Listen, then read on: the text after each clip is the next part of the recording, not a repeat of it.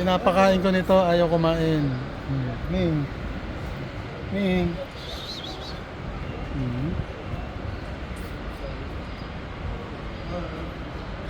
Ayaw. Gusto niya chicken din.